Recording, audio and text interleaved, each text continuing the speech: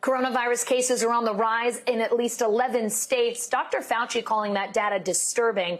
Nationally, though, we are seeing improvement. The U.S. now averaging about half as many new cases per day as it was in July, but we're still talking about more than 34,000 new cases every day. Dr. Richard Besser joins me now. He's the former acting director of the CDC. He is the current CEO of the Robert Wood Johnson Foundation. Dr. Besser, it is always wonderful to have you on. 11 states reporting an increase in cases as we head into the fall. Is this what the start of a second wave looks like? I wouldn't call it a second wave. I think what we're going to see across the country, Allison, is that as things change, as students go back to school, as college students come back into towns, as different parts of the economy get up and running, we're going to see increases in cases. And you have to look at each particular location on its own and say, okay, what's going on here? What's driving this increase in cases?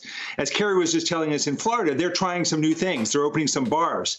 Well, it's going to be really important to track exactly what happens and see, does that lead to an increase in cases, or are they able to do it in a way that doesn't lead to that increase and spread within their communities? And we're seeing that around the country. As things are changing, we're going to see numbers go up. But the use of the term wave kind of gives a sense that something's happening everywhere at the same time, or it's rolling across the country. And I don't think that's how it's going to play out this fall. How about vaccines? Let's talk about that. A big issue of concern for people. The CEO of Pfizer saying that they'll know by the end of October if their particular vaccine works. If it does, what does the vaccine timeline look like? What does that mean? And by that, when might the average person be able to get one? Yeah, you know, one of the positive signs of sides of the vaccine development is that the federal government has paid for the manufacturing of a lot of vaccine even before the trials are done. So if trials are done and a vaccine is shown to be safe and effective, and the Food and Drug Administration is allowed to do their work and assess whether that's the case, and CDC can do their work, then it's possible that there is a vaccine. But the big if in what the Pfizer executive said is if it's safe and effective.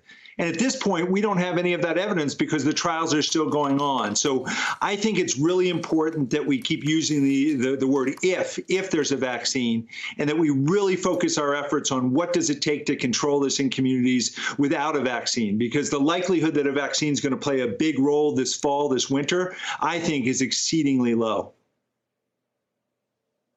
Dr. Besser, Politico today reporting that the Trump administration, some officials have the right to review and change CDC reports.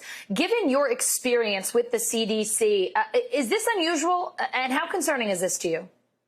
It is highly unusual. I started my career at the CDC back in 1991, and over the course of my 13 years there, I was a co-author on many of those reports. And, they were sacrosanct. There was no political interference in terms of what went into those reports. There was a notice sent up to the Department of Health and Human Services so that they were aware of what was coming out. But there was a clear line drawn, and scientists were allowed to do their work. This document, this journal is called the MMWR, the Morbidity and Mortality Weekly Report. Not a very catchy title, but a title that resonates with the public health community. And there's a belief across the nation among public health providers that the information in the MMWR is the best public health science available. So anything that could cast a doubt on that is very, very worrisome. What do you say to Americans who wonder, can and should they trust the data coming out of the CDC? Well, time and time again during this pandemic, we've seen instances where there's been political interference, and that worries me greatly. We need to see a change where there's a hard line put in the sand that says nothing coming out of CDC will be subject to political interference.